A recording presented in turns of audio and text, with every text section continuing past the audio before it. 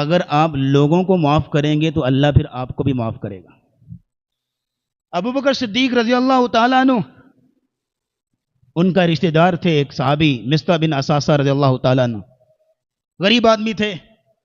اور زندگی کا گزر بسر نہیں چلتا تھا۔ ابو بکر صدیق رضی اللہ تعالیٰ عنہ نے ماہانہ وظیفہ مقرر کر دیا کہ یہ میری طرف سے آپ کو ماہانہ وظیفہ ہوگا، آپ زندگی چلائیے اپنی۔ اب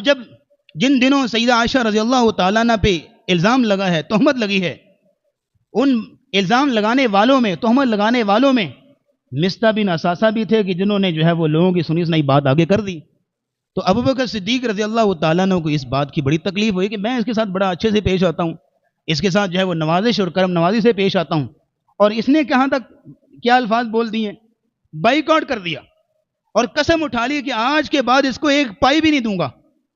اب یہ ان کا فیصلہ ایک بشری تقاضے کے تحت تھا کہ اس موقع پہ انسان کو زیادہ تکلیف ہوتی ہے کہ ایک بندہ جس پر آپ کے بڑے احسانات ہیں، آپ نے اس کے ساتھ بڑی نوازشیں کی ہوئی ہیں، آپ اس کے ساتھ بڑا تعاون کرتے ہیں، اور وہ یہاں تک پہنچ جائے کہ آپ کے گھر کی عزت پہ، آپ کی بیٹی پہ انگلی اٹھانے لگے، تو آپ کو تکلیف، انسان تو پھر انسان ہے نا جی، تکلیف تو ہوتی ہے۔ تو ابو بکر صدیق کا یہ فیصلہ بشری تقاضے کے مطابق تھا، لیکن جب اللہ نے سورہ نور کی آیتیں نازل کی، سیدہ عائشہ رضی اللہ تعالیٰ عنہ کی پاک دامنی قرآن میں نازل ہوئی، معاملہ کلیئر ہوا، سارا واقعہ کھل کے سامنے آ گیا،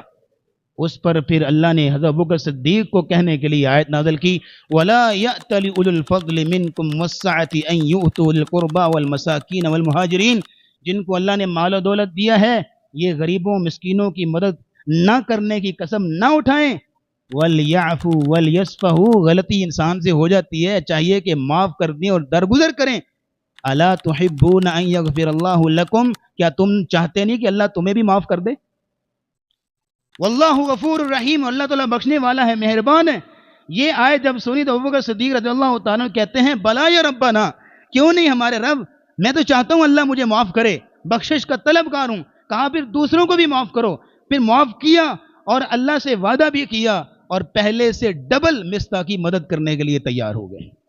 یہ ہے کہ جب آپ لوگوں کو معاف کریں گے تو اللہ آپ کو بھی معاف کرے گا، اس لیے کہ آج دعا کرتے ہیں، اللہم انک عفو تحب العفو فاعف عنا، یا اللہ تو معاف کرنے والا ہے، مجھے معاف کر دے۔ اللہ سے گناہوں کی معافی مانگ رہا ہے، یا اللہ میرے سارے معاف کر دے گناہ، لیکن اپنے دل میں 10 بندے ہوتے ہیں جن کے بارے میں اس کا ارادہ ہوتا ہے کہ میں نے ان کو کبھی معاف نہیں کرنا،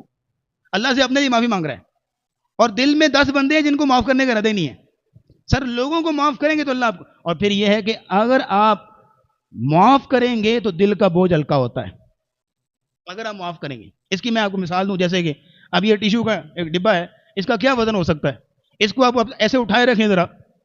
2 منٹ 10 منٹ 20 منٹ 1 گھنٹہ 2 گھنٹے اٹھائے رکھیں ذرا، حالانکہ اس کا وزن کچھ نہیں،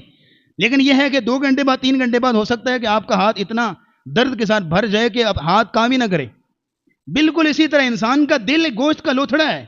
اب اس دل پہ اپنے کیا کچھ لادا ہوا ہے، کسی کی تنقیدیں، کسی کی سازشیں، کسی کے اعتراضات، کسی کا منہ موڑنا، کسی کے الفاظ، کسی کے جو ہے کچھ باتیں آپ نے دل کے اوپر لادی ہوئی ہیں، تو ڈپریشن نہ ہو، پریشانیاں نہ ہو تو اور کیا ہوں۔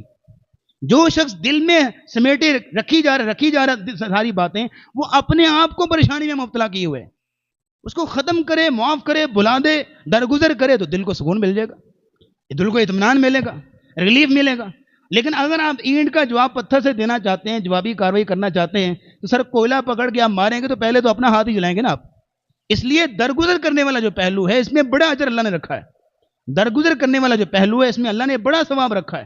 اس میں بڑی عافیت رکھی ہے۔